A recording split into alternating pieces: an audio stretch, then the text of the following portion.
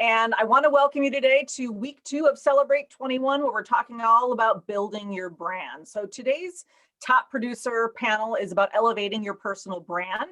And I just want to kind of bring you into this session, refreshing your memory about Century 21's brand awareness and how it relates to the topic of discussion for today's panel. And if you weren't aware that Century 21 has actually maintained the highest brand awareness for the last 22 consecutive years. And 43% of consumers identified the Century 21 brand as the most recognized name in real estate. And consumers selected the Century 21 brand as the most respected in the industry. So in addition to leveraging consumer awareness of the Century 21 brand, how can you, at your company, office, and at the agent level, develop your unique voice to help differentiate you in your local markets? Because your brand ultimately helps you connect with your customers on an emotional level. And buying or selling real estate, we know, is a highly emotional experience. And when you have a strong brand, it helps people feel really good at an emotional level, working with you and working with your company. Also, a strong brand identity gives your sphere of influence, your customers and your clients, an idea of the service, quality of service they can expect from you.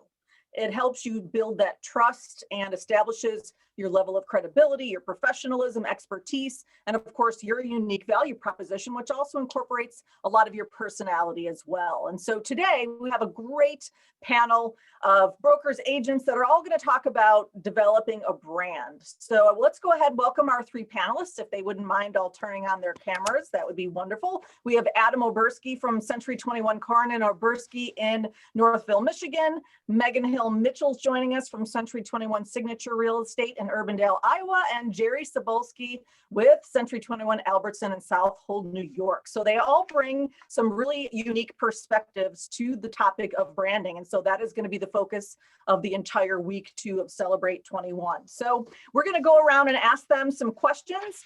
Always, as we do, I'm going to keep an eye on the chat box. So as questions, comments that you are, starting to think through as you're hearing all 3 panelists discuss this topic, please go ahead and throw them in the chat. I'll be able to relay any of your Q&A to our illustrious panelists today. So I'll keep an eye on that as well. Welcome to everyone. I'm seeing that chat box pretty active from agents all over the world. So it's pretty excited. I'm excited to see that. All right, Adam, I'm going to kick off our panel discussion with your perspective, and you're bringing in, a broker's perspective. And I want to ask you, why do you feel developing a unique brand identity in your local market is really, really important? Of course, they're leveraging the Century 21 brand identity, but why is it super important for companies and agents to develop more of their unique voice in their local markets? Yeah, thank you, Mary Beth. And I got to say, when you were announcing the panelists, and I was thinking about the subject with branding, I think the whole Century 21 brand knows Jerry because of the exceptional job he's done with North Fork and his everything he puts out. And then when you introduced Megan and said she was with Signature in Iowa, I think Dylan could be could do this panel instead of myself, because I think he has created such an incredible organization, and the branding, the unique branding and offerings that he's created for his firm. I think he's just an exceptional leader. And why is developing a unique brand in your local market important? Whether you're operating an office or a brokerage, we spend a lot of time talking about, and you could say the same thing from an agent perspective to the consumer as well. I think your brand, who you are, what you put out every single day and kind of what you embody, which is how I would define it. It attracts your tribe, and it also repels people who are not part of your tribe. And, I think once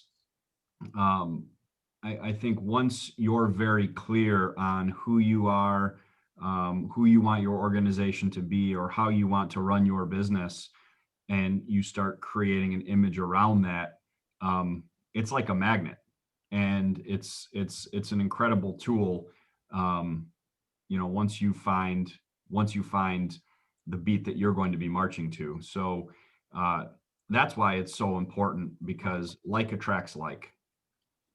I love that. Yeah, that's good. Definitely a magnet and an attraction tool for your business, and having kind of a unique voice in your local community is definitely going to help with that. So thanks, Adam. Jerry, Adam's coming in from, leadership position here, kind of looking at it as the company-wide branding, but wanting to ask you, and we're kind of coming down to that agent level. And how do you think that your branding helps differentiate you? I mean, it might be an obvious question, if anybody has seen any of your social media campaigns and, what you're doing uniquely in your marketing certainly is going to differentiate you. But I guess I want to know behind the scenes, when you were approaching it from a planning and development perspective, how do you think it really does differentiate you in the eyes of your local consumers? When you want to make sure that you're delivering a consistent message. So you've got Century 21 corporate with their branding.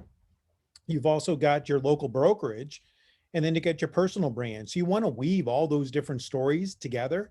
So it gives you different content depending on what you're doing. So this year is going to be our 50th anniversary. So there's going to be hats, t-shirts, bags, posts to that specific message. And then you've also got, as a local broker, I'm getting a Jeep Wrangler, and it's got a Hemi engine in it, and it's part of their anniversary series. So then you can start connecting, because on that vehicle, I've also got branding on my Jeep. So as I'm out and about with a paddleboard on the roof, you can see that it's Century 21 Jerry Sobolski. So you're coming up with different subject matters and different elements that people can relate to. So it's a fun story. And then you just want to make sure you're not competing with a conflicting message. So the Jeep is going to be white.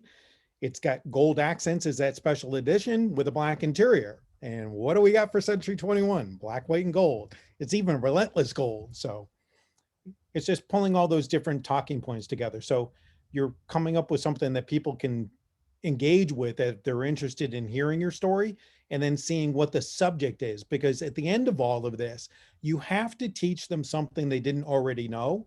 Otherwise, it's just white noise. So you have to have an education process. Mm-hmm. So how do you think it tells your story? What you're posting and sharing, how do you believe that tells your story? It just relates to my marketing that I do in some of the magazines. I'm in the local businesses. So if I'm at the fish shop, I'm working with a fish owner there to take in a 40-foot sea bass that came in as part of our graphics. If I'm building a house, I get the builder in the background on a lot that we're clearing in his Bobcat with it. And then you're tagging in, I've got a vineyard overlook house that's coming in, that one of our next posts is going to be a sunset out in the vineyard. So they're always watching in those monthly editions of the magazine, what am I up to next? If you go to the grocery store, I'm on the shopping carts at the grocery store. So people start seeing that it's a story that tells in different segments. So like, oh, look, I'm shopping with Jerry. So they're taking a shot at the grocery cart basket and putting it out on social media or texting me.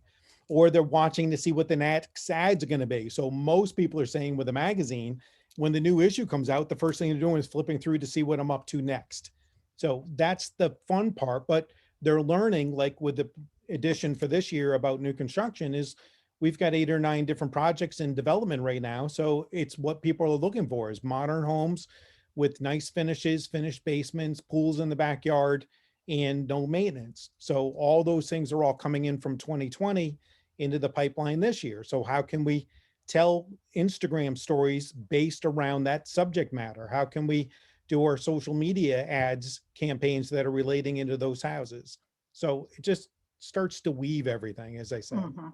Yeah, and it connects you back to your community when you're sharing other, local businesses. It makes you part of that whole community as well. So Dana in the chat said that she's also branding her white vehicle with tan interior with relentless gold. So there's going to be a lot of relentless gold driving around in marketplaces. So great. Thanks, Jerry.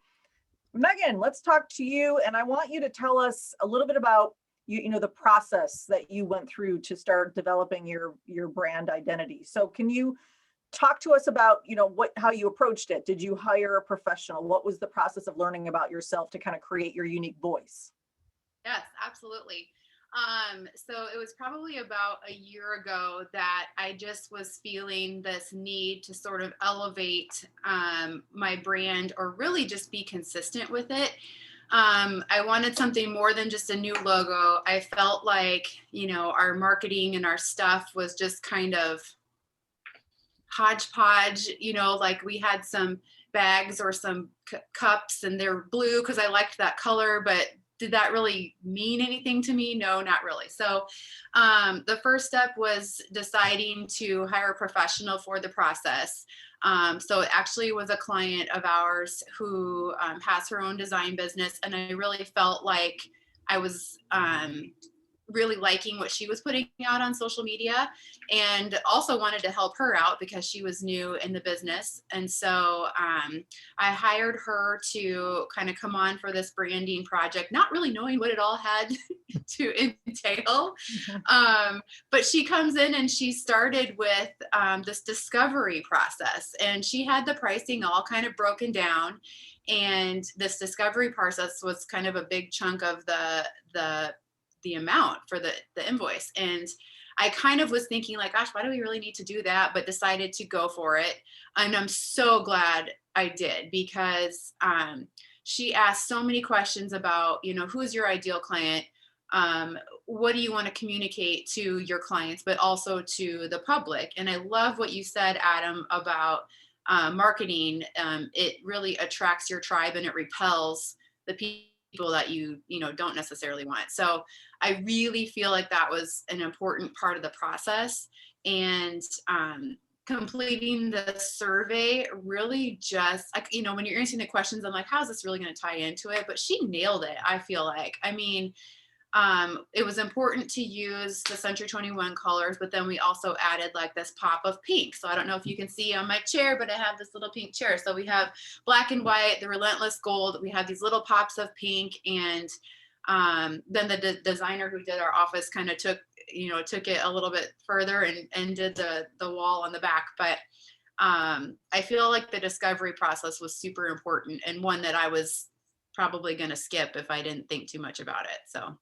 Wow, neat. Yeah, and I think it's really important that it does reflect your personality and the way that you do business, and you're communicating that through your branding. So very interesting. And I know that you said this was about a year ago that you went through this process. So not that long ago that you developed this. So yeah. What has been kind of the main impact that you've experienced in such a short period of time?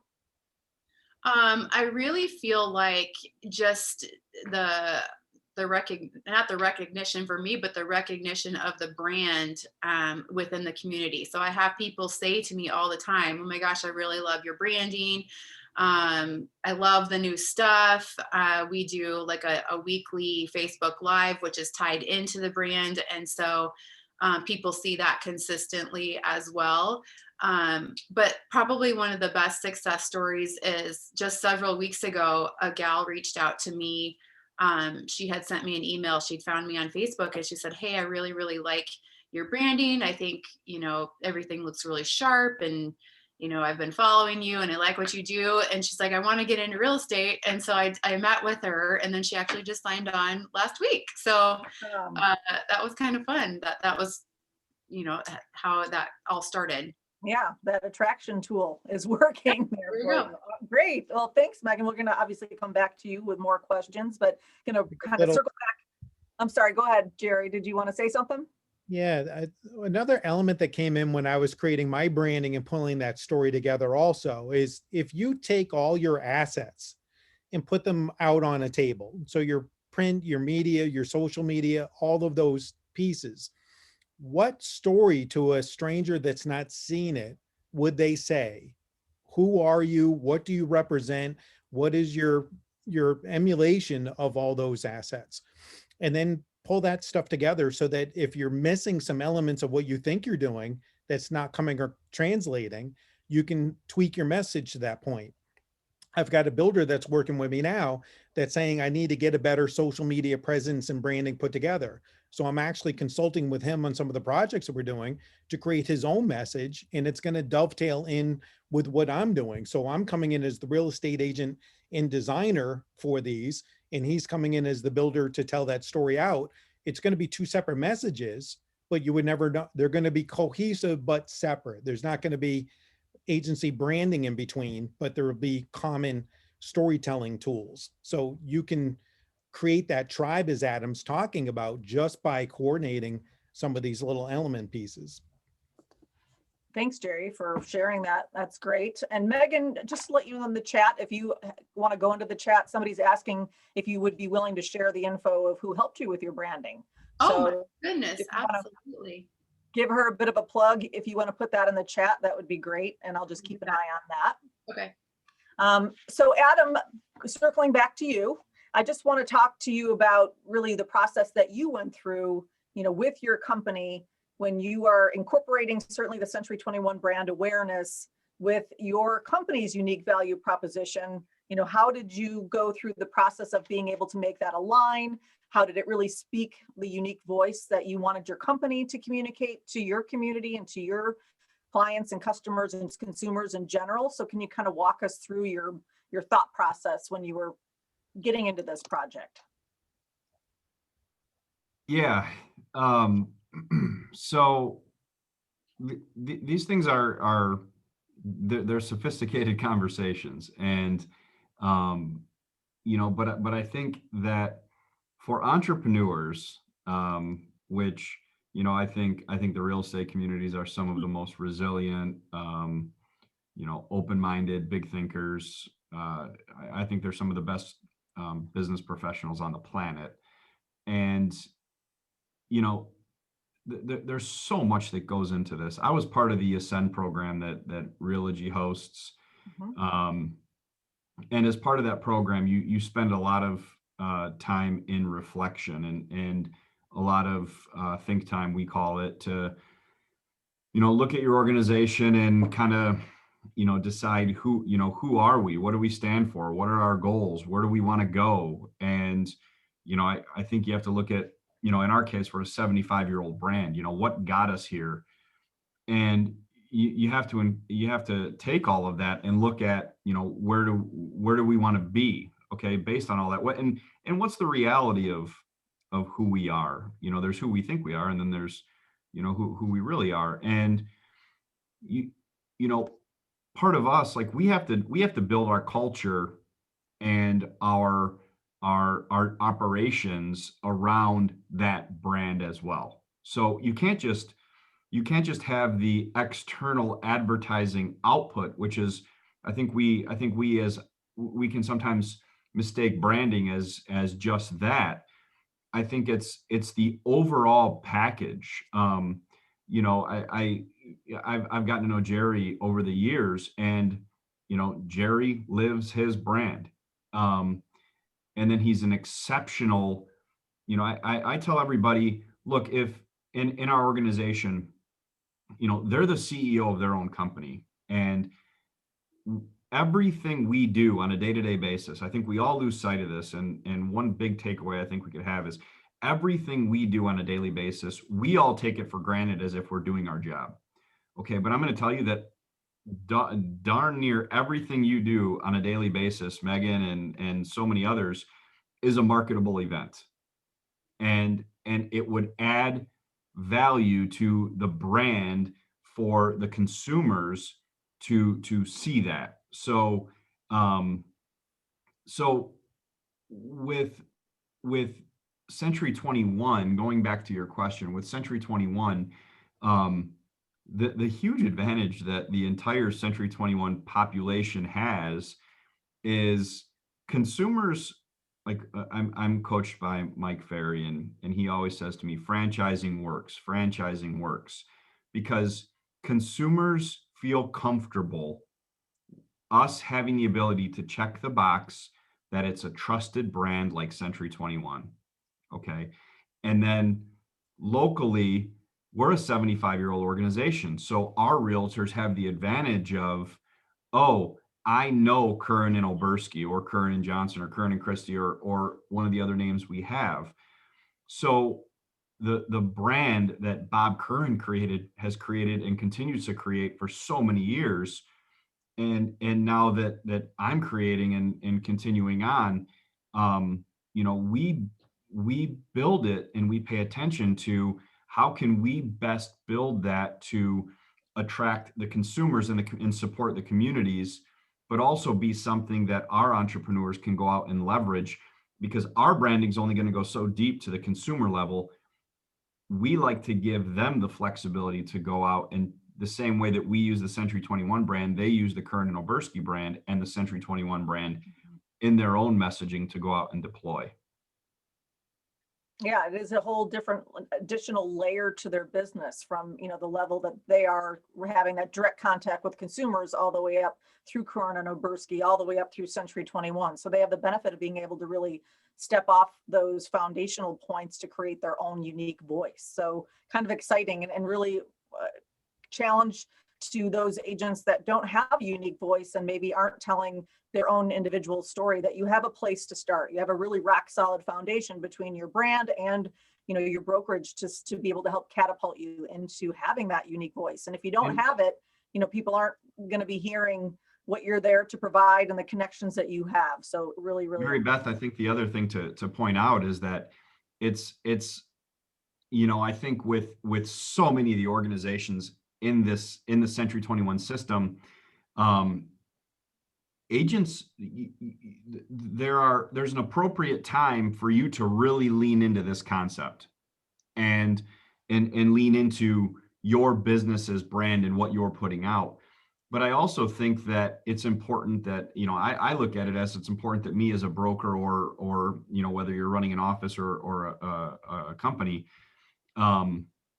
we do enough that realtors can just leverage what we have as well, so that they can go out and run their business and not have to worry about this aspect of it. But, we have a lot of top producers at our organization that, when that marketplace hears their name, that's enough brand recognition right there in many cases. So it's an important thing for us to continue progressing and moving forward.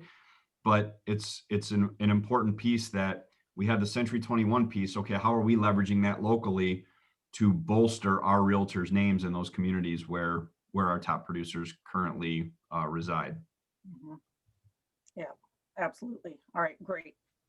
Adam, thanks. Adam, Jerry, next up, a lot of agents will hear, or they have already witnessed everything that you're doing on a daily basis through your branding and your unique voice in your community.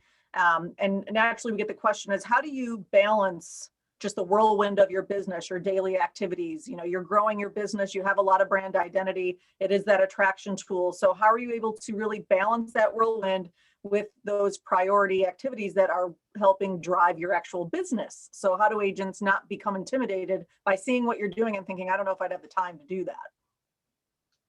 Actually, you have the time to do it. You just got to think about it as you're doing it. So this morning I'm up working on a couple deals that came through to make sure that the memos are there. I've got a client that had a service call from one of his properties. So I'm at that. On the way to it, I'm stopping at a new construction because they're pouring the foundation for the basement. So while I'm in there, I shoot some short clips that goes up on my social story for Instagram and Facebook today.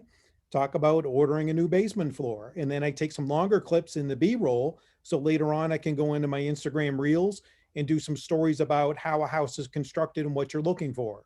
New basements, so they're putting a concrete or a vapor barrier down, then pouring the concrete on top of it. Something from the 70s did not have that. So you're educating them with something they didn't know. But those two things got shot at the time I stopped in to meet with the builder about a different topic. So if you're thinking about what you're doing, you're just capturing that content as you go through your day. Then you're looking at Instagram. So what do I need for stories and posts? So I'm taking photos as I see things, because that's the best thing about Insta. Then I'm looking at YouTube saying, all right, what do I need for video content? So I'm storyboarding some of those elements. So if you start thinking about the task, then you find the content in your day as you're going, and you just got to be able to put the two things together and do it. I had a question in the chat. Aubrey asked about Century 21 features that you use to create your content, or any of those systems and tools you're using in your branding initiatives. So tell us about that. At the beginning of the year, we hit the 50th anniversary. As I touched on earlier, Jeep's going through one of their anniversary years, so there's a good interconnecting storyline. So in the brand studio on 21 Online, they got a video talking about the 50th anniversary. That gets posted out first. Then I want one on some of my Facebook business page, so that content's out. Then we're looking at the new logo that we see on some of these graphics now for the 50th anniversary.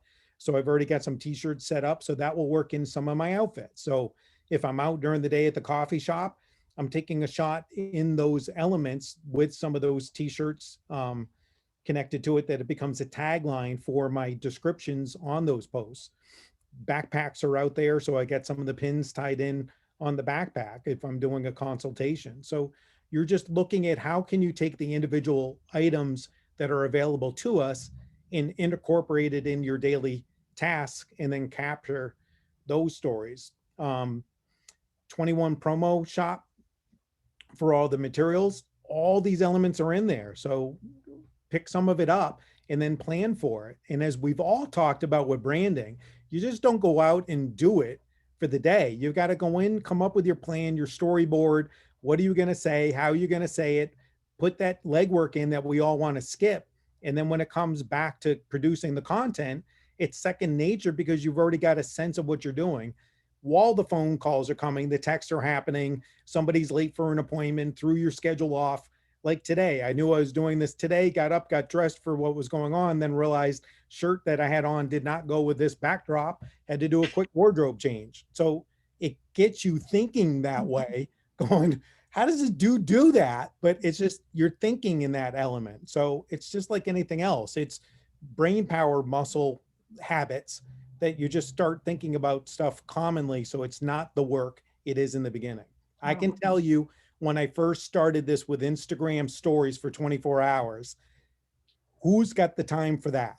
And I can run 3 or 4 things a day now, just as second nature, because I've done it enough that it's become practice. Yeah, you're not going to go from 0 to 100 overnight. It's an evolution, and starting small, incorporating some of this into your daily activities and your workflow, and then let it build from there as you create your own awareness. So great advice. Thank you, Jerry. Appreciate that. Megan, I want to ask you, you went through your branding process and, learned about yourself, what you wanted to communicate. You're seeing the benefit. It is an attraction tool. You're sharing with us some of those stories.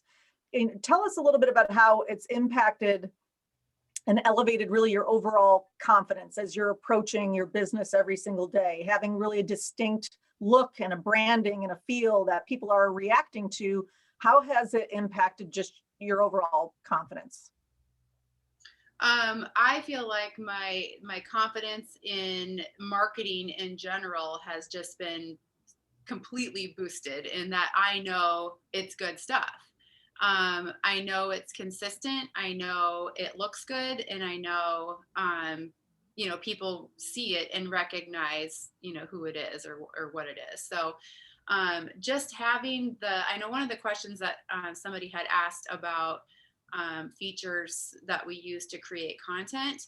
And one of the important things to us as we went through the process was just make it simple for us to use, especially on the fly. I don't want to have to go into some special program on my computer. I want to be able to do it on my phone, and I want to do it, if we're out in the field or whatever. So Canva was extremely important to us. And so she loaded all of our templates and logos and color palettes and all the things into Canva in our account so that we can create those things really just out and about. So being able to slide a piece of marketing material across the table at a listing appointment that follows every piece of the brand and just looks consistent is important. And I think it just makes, it definitely boosts my confidence going into it for sure. So does the graphic artist that helps you create your your campaign, so to speak, is she still assisting you on a regular basis with creating pieces, and is she doing social media? So who do you have involved in your processes? So I do a lot of it, and then I call her my partner in crime, my assistant. She does a bulk of it. So knowing as well that our message is consistent between the two of us when we're not in the same room, and that's what that branding does for you. Annie, the designer, part of her process was, not just the discovery, but the logo, the colors, the messaging, the templates, the photography, all of the things that are right there, in Google Drive that we can access. And so knowing that both of us can go in there and do anything, it's all going to look good together. So she really explained too, like when you're looking at someone's Instagram page and like the first 6 or 9 images that show up, like how they should look. When I looked at mine, when she said that, I was like, oh gosh, that's scary. So that was a bit of an eye opener and even more reason to go through with the process to get that consistent look. Well, do you remember what she said? What is the rule of thumb for your top images on Insta? Do you remember what that was? No, I don't. I just know there's it's a strategy. So I don't know that there's necessarily a what's it supposed to look like, but it's decide on a strategy and then go through with it. So we just, it was so random. And when you look at the colors and the things, it just did not make sense. So hopefully it looks a little bit better. Certainly consistency is an overruling theme of this whole thing, staying consistent. Sure. Yeah. Yes, absolutely. All right, I'm going to circle back again to Adam, and I think this is a relevant question coming in from the chat, and we'll talk from, at the company level, or if you're heading up a team or you're an individual agent, what came through the chat is going to be certainly timely and relevant for everyone, and it's about budgeting. So Ron in the chat asked, how much should one expect to spend to build their brand in a very saturated market, such as LA or other major cities? We don't need to maybe be specific because obviously different metros are going to be different, and not all of us, even on today's panel, live in very densely populated areas, but approaching your budgeting is something that you need to be prescriptive about and deliberate about. And I'm sure all 3 of you have given thought to what your output is. And Adam, just curious from a company level, what are your themes or thoughts when you're thinking about, your company output of your budget towards your overall community and consumer awareness type campaigns? Do you want to talk a little bit about that? Yeah, I mean, companies are we put a lot of focus and education around, we will co-invest in mailing services, and we do a lot of different graphics for social media and things. And I don't think it needs to be some huge number that's out there with social media and everything you have to offer today. I think a big part of it, quite candidly, with branding, I mean, you still have to put in, this is not, people think this is like a big glamorous business, and it can be at times, but let me tell you, I mean, the top producers in this industry are some of the hardest working people on the planet. And I would stress less about,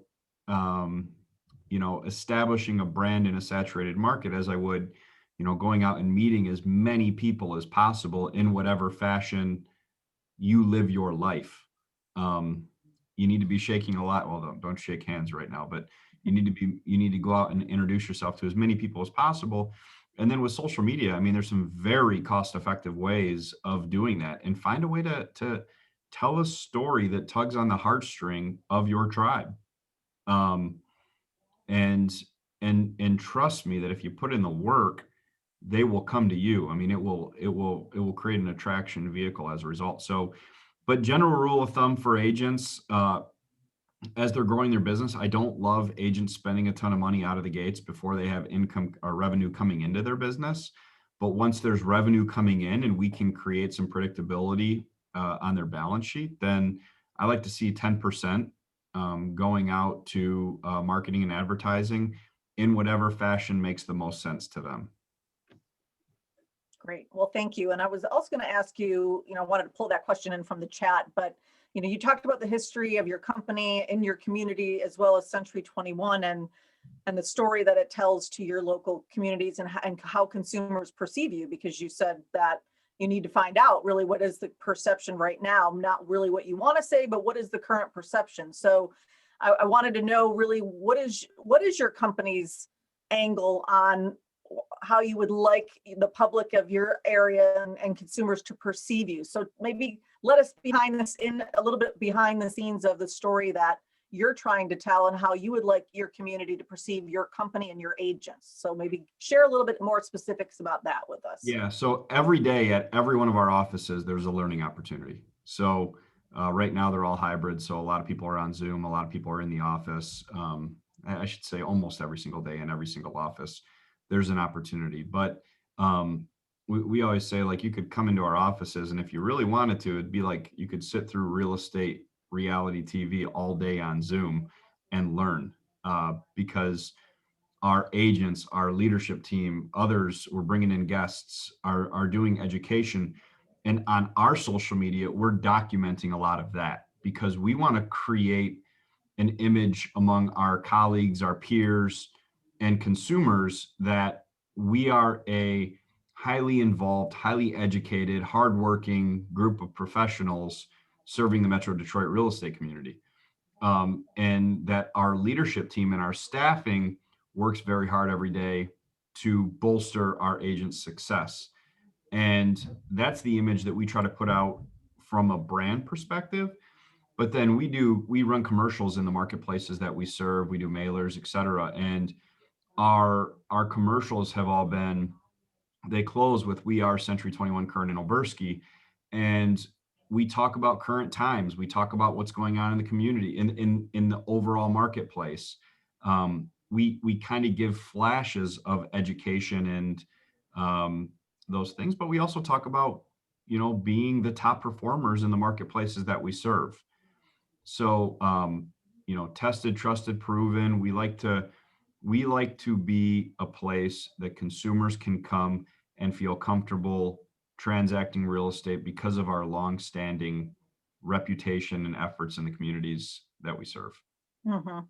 And how do you get your entire team, and that's, leadership team, support, and agents as well? How can you get them all kind of on board with the theme of the message you're trying to communicate in your communities? I wrote in all capital letters on top of my page, none of this works without consistency. Mhm. I mean, you follow my social media story. I mean, I really am that boring. I mean, I'm up early every day. I'm working out. I have a schedule that I follow. There's no, there's no, there's not a whole lot of waiver from what we do every single week. And see, we've been doing this now for a long time. And so when you, the biggest mistake people can make is stop. Like if you stop doing, if you're putting advertising out consistently all the time and then you stop, people are gonna be like, oh, there went Jerry or there went Megan. And it's a hard thing to accomplish. But that's why I say just create everything, have everything be a marketable event for yourself. And then all of a sudden people are going to want to help you. They're going to want to see you succeed, especially your tribe. And you'll be surprised at the people that become attracted to that. But there's no magic way to, I'm sure some branding experts would say otherwise, but for me, I don't say I'm the smartest one. I just, we work really hard and we put it out in front of people so that they can see what they're going to get when they work with us. Well, thank you. Consistency. Yes, consistency. I like it. All right. Megan, I want to ask you now about, your regular activities you're doing. You talked about a Facebook Live that you do on a weekly basis. So tell us about what you're doing and what has been the result and reaction to what you're doing. So I would say almost 3 years ago, Nicole and I, who is my assistant, everyone was saying over and over again, if you're not doing video, you need to do video. You need to do video. You need to do video. And we were like, oh my gosh, what are we going to do? So we decided, let's do a weekly Facebook Live, and it's going to just be, it's live. So like, there's no, going back. So it is what it is. So we started it in May of 2000, I guess it'd be 18, and we named it Mimosa Mondays. And so that was one thing with the branding. I just want to make a side note is that we do this Mimosa Monday and we drink mimosas or champagne, or it was Margarita Monday 2 weeks ago. So we had to, we do that, but we also don't want to communicate that we drink all day long. So it's a delicate balance. But if you do look at our branding, there are a lot of like little champagne glasses and like cheers and whatever. So that was just kind of part of the branding that evolved. But Mimosa Monday started out as a vehicle for us to be able to talk about the market. And we quickly learned that you can only talk so much about that and ourselves on a weekly basis. So I think it was like week 2 or week 3, we brought a guest in. And I was like, wow, that was fun. Like when you take the focus off of us and go to somebody else. And then we started inviting guests. It's people in the community, small businesses, new businesses, just things to highlight. They get their 20 minutes. And what that does is help with awareness and spread of the brand, because we're sharing it, they're sharing it, we're tagging them, their friends see it. It just kind of spreads like that. But it creates a lot better content when you can focus on somebody else. And then we throw in real estate plugs and we talk about that too. But we made a big celebration out of episode 100. So we went skydiving and did that live. And then we actually had a video and we did that afterwards. So we try to do just new fun things. And that actually was really fun, because people couldn't believe we did it. And they said, are you really going to do that? And I was like, well, I mean, I have my pilot's license. I have for a long time. I don't fly currently, but I always had said, I'll fly the plane. You can jump out of it. Well, I don't have a reason to do that. But then I was like, well, I guess it's for a video. We'll do it. So it was super fun. And, this week, in about an hour and a half, we'll do episode 120. And actually the guest is an old client of mine, and he's got a new little business. So it's just really fun, and being consistent is the key with that, because I see a lot of people start up these, Wacky Wednesday, whatever, Wind Down Friday, and just these things, but they're not consistent. They happen and then they go away. And we did have a little bit off just because of COVID. We weren't really sure what to do, to be honest, a year ago. But we came back and we've been very, very consistent with it. And I heard you had some local emulators of your weekly live stream in your market. Was that true? Somebody else? And when you see that, my initial reaction is like, oh my gosh, they copied me. But then, you know what? Like, it's fine. It's fine. It's flattery. Maybe we can have each other on as guests sometime and go back and forth. I don't know. It's great. There's room for more than plenty. So yeah, if you're doing it well, nobody's ever going to do what you do exactly the way that you do. So that's why, exactly. So Richard in the chat wondered, how long are your broadcasts? They're really about 20 minutes. We try to keep it to 20 minutes. If it's 15, that'd be great, but you get to talking, and I think our longest one was 40, and that's way too long.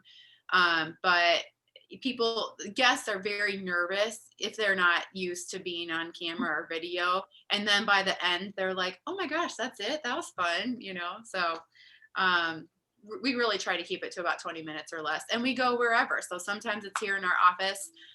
We like to go on location. If it's a new coffee shop or a new whatever, we'll go to that location.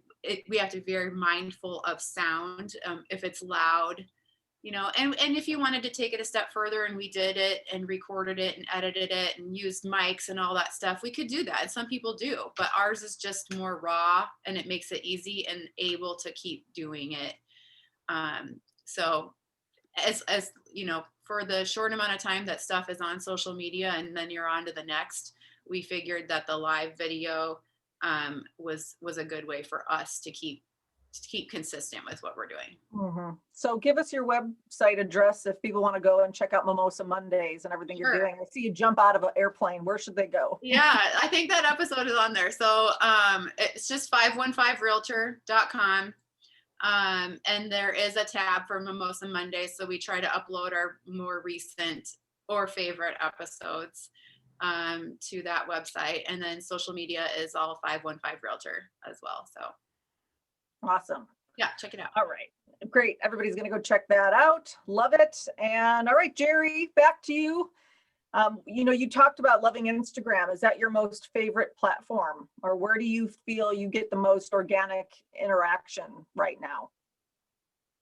They're all my favorites. I can't pick a favorite child. Well, if you look at it, like Instagram is easy, so you can just put up a quick post or a quick video. But if I'm doing a new listing, like last week, we had a Vineyard Overlook property come on the market. Facebook is great about 3D photos. They're great about posting 360 photos. So then you start looking at that saying, well, here's my storyline. So I want to start with my kitchen and let that be a 360 photo. So as the camera moves around, or their mobile phone, it's interactive and it's not expected. And it's not the listing photos that are on the websites that they've already seen. So they're learning something different. Then you can link in a Matterport tour or something within the comments to that.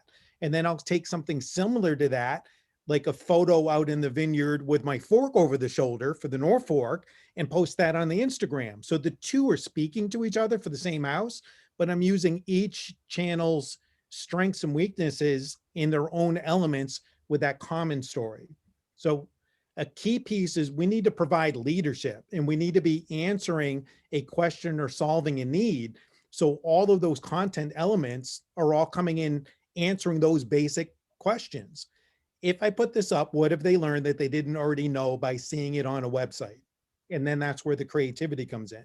And as Megan talked about, it doesn't all have to be this just sold or this is the price per square foot.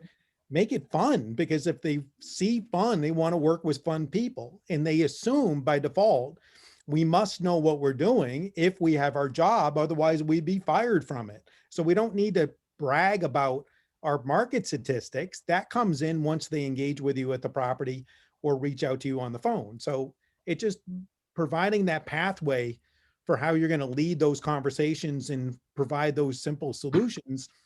Now, as it changes, if somebody copies half of what I do, I look at that's the best way I know I'm doing it right, is when one of my competitors is trying to do the same thing, because they wouldn't be copying crappy stuff. And then with that, my inherent help is how can I tweak their message so they're better at what they're doing? So they're speaking their own story, because it becomes easy to copy somebody else until you get going. So it's like, you see the kid riding the bike and you're starting on your training wheels, and then you kind of get your skills up, and then you can do it without the wheels. So it's collaborative.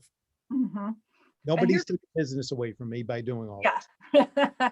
You're not worried about that. So I just had a question pop into my head when Megan was talking about it, even just starting out her Mimosa Monday with being more market and, informing consumers about what's happening in the marketplace, but which is absolutely critical if you're trying to demonstrate your market expertise and becoming a resource, which ultimately you want to be that resource. So how do you specifically inform and educate people that follow you, with what's happening specifically in the market? I'm always a huge advocate for agents to share specifics about what's happening in their market, not be general about saying, oh, the market's busy and it's very hot. Well, what does that mean? Consumers going to want to know, well, what does that specifically mean? So how do you incorporate those moments of being able to educate and inform through everything that you're doing? Before that listing comes on the market and launches, I've already sat down, like Adam was showing on some of his social today, and came up with a marketing strategy. So last week's listing, as an example, it's a tight inventory. I know I'm going to get multiple offers. I know with the market shifting a little bit, people are going to wonder how flexible the numbers are going to be. So I've already got comps of what have recently sold. So as they're talking to me, I've got that saved as a favorite to text them. We'll take a look at this other home that came on and sold with that. So I'm not telling them you're too low or you're too high. I'm just giving them places to point to. Then I'm also looking at what's on my phone that's textable photos and video clips. So a lot of it's coming from there. It used to be 10 years ago, it was all emails and market reports and emailing back and forth. Now it just needs to be capturable, textable content. Mm-hmm. And then you're just looking, like I said, in leadership. What is it worth? How is it going to sell? What is it going to be in the future value? What are the competing properties to it? And can I see myself here? And how can I improve future value. So those are the elements. The people that bought this particular home bought it from me a year ago, then said, we want to do a finished basement. We want to put a pool in. What would that look like? We set all that up. I designed and laid it out for them. And then when it came back on the market unexpectedly, then the buyers coming in are saying, we've been looking for 2 to 3 years, and they're giddy going through the property. It's the colors, it's the features, it's the outdoor shower, it's all the elements we've wanted. How does this exist? So if you're listening to the people in front of you instead of always out talking them, you're picking up those important pieces. So I listen for every showing, what the female voice, not as a sexist statement at all. What I'm saying is some people will be more expressive of what they feel and others will think it and not vocalize it. So I'm listening to the vocalizations. I like this countertop color. I like the way that went with the floor. I really like that tile work that they did in there. And you're listening for those common factors to know where to move to the next steps. So you're doing intel during a showing that they have no idea. They're a market research tool to go on to the next elements. Yeah, And that's where it goes back to those social media channels, is how can you take tidbits of that information you learn and share it back out just as, off the top of my head, thoughts in your 24-hour stories that are speaking to those needs. Great suggestion. Yeah, to listen to the conversations you're having face to face and incorporate that information into your posts and what you're trying to communicate out to the general public. That's a great suggestion. I love that. Thanks, Jerry. Adam, similar question for you. How does your company educate consumers, help them make informed decisions as part of kind of your brand identity? So tell us maybe some examples of, what do you do to educate and inform the public in your markets? Yeah.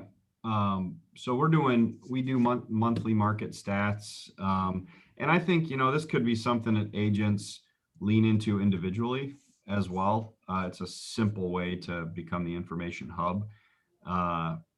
So it'd be an easy place to start, but we do monthly market stats. We do our monthly sales numbers. We also, you got to celebrate your successes as well. So we do a lot of highlighting wins that we have, talk a lot about the challenges or the situations going on in the market. But I think we're also something fun. We're also starting this little 60-second clip where one of our staff members is kind of like a news anchor running around talking to clients of ours, talking to our agents, talking to our staff, what's going on in the market, maybe hitting other business owners in the community. That's actually rolling out this week. So really just trying to create fun, relevant pieces that people will respond to, that your tribe will respond to. And where are you sharing that primarily? Is it on Facebook, Instagram? Both. Both. I always kid with myself, okay, this one, where am I going to get more attention, Instagram or Facebook? And then all of a sudden Facebook will go crazy when I think Instagram is going to go crazy. And it's because it's a different it's amazingly a different audience. Mm-hmm. Yeah, definitely. It's definitely evolved, especially if you have kids. I have 2 kids that are 20 and they will never go to Facebook and barely go to Instagram. So it's funny how quickly it changes. So you don't know where. I don't even, that's, there's things every day that, thank God I have a really, really, really great team around me, because it's gotten to the point now where I don't even understand half the things that we do, and it's a good job. Mm-hmm. Yeah, there are resources out there, and you just have to tap into that to help you with your approach. So great. Yep. Looking All at right. that too. Go ahead, Jared. TikTok is where the kids are. Yeah. But that demographic is not who my clients are. They're not my buyers and my sellers. My buyers and sellers are 55 and over. So they're all over Facebook and Instagram. So you got to be where your people are that you're trying to tickle. You have to identify who your target audience is. I think Megan talked about that when she went through her kind of discovery process. We'll figure out who your target clients are and your target market, and kind of direct your efforts that way. So good rule of thumb. Excellent. All right, Jerry, I have you still on camera here, so I'm going to ask you for actually all three of the panelists to help everyone listening that might not have a very distinctive brand identity, and they know they see the value and the importance of setting themselves apart from their other competitors in their market and really having that distinct voice that they want to have in their marketing. So, what do you think the first three basic steps for an agent that wants to start developing their unique voice in their market? What do you think that they should be doing? Kind of breaking it down to three simple first steps in the process. What would be your advice? Who are you? Where are you going? And how are you going to get there? So all that will then incorporate, if you're doing this social story, then what am I putting into a budget for that? How can I maximize where that return is going to be? How can I adapt to every year in real estate? As we see, it shifts faster and faster. So yes, last year was shut down, working, selling virtually. This year's low inventory, multiple offers. Where's inventory going to build back up to?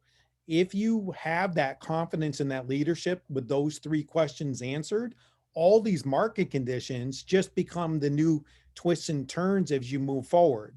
If you don't have that confidence of where you're going, you're going to start going down the path of, all right, we're on low inventory. And by the time you get your story figured out, then the market's now shifted to something else.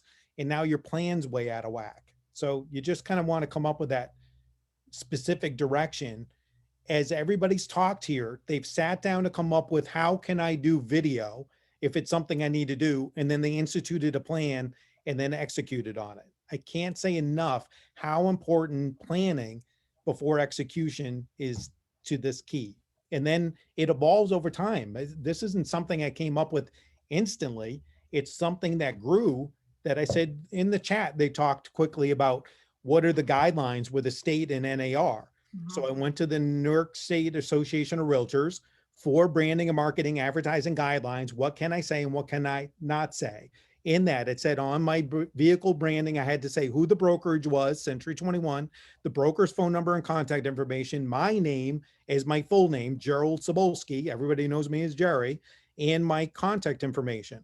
And I didn't want to put that with a placard with a Century 21 logo on the side of the vehicle, my personal style and taste. So then I said, well, how can I incorporate those elements? So if I put the real estate Century 21 sign that I use with my name and my name rider and the brokerage information and put that on the side of a sandy road and take my North Fork and put it in the middle of the sandy road, I accomplish all goals. It's not too graphically specific for the brand. So it's creating curiosity. What is that North Fork? Why does this guy have that on it? Create curiosity. Now they're paying attention. Now they're reading. And then when they're ready to go, they'll move forward with it. So all these things intertwine. And then out of that fork element, it's all in my closings. Have you staked your claim on the North Fork? So they take that picture with it. And then you tie in the Century 21 branding in behind all those elements. So that's the key. Come up with your plan. Excellent. Megan, same question for you. If you could break it down to maybe the first three steps for someone that wants to start creating their own unique brand and their voice in their markets. Can you give them some advice on that? Sure. I guess my best advice would be, look outside for professional help. Unless that's what you're skilled in, because I'm not a designer. I'm not I would like to say I'm in marketing, but I had to look outside to have that extra perspective and that just kind of just outside influence on it, and have her say, here's what I think you're communicating versus what I'm communicating, or what I think I am may not be what is perceived. And so to me, that was super important.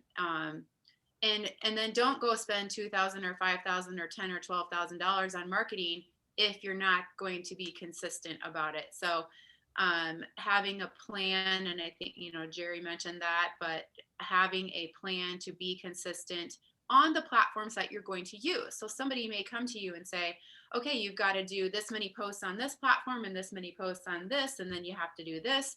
And it's going to mean nothing unless it's what you know and what you're comfortable with, and the people you're reaching, the people that you want to.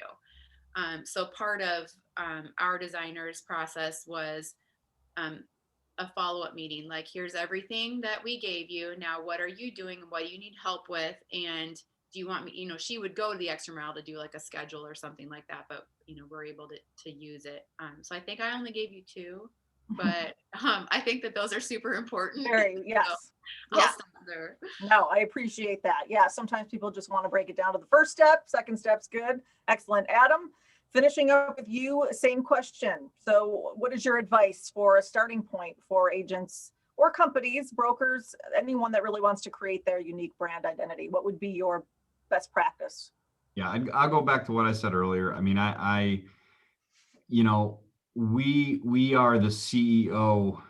Whether you're a broker or an agent, like, you are the CEO, you are the president, you are the CEO of your brand, you are the CEO of your business, you are the CEO of your life.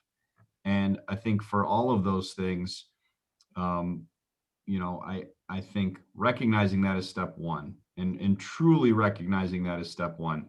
We're not going to make you show up to the office. We're not going to make you do the work. We're not going to make you, well, we will make you do a good job for your clients, but, the ownership of your business is on you, and recognizing that is step one.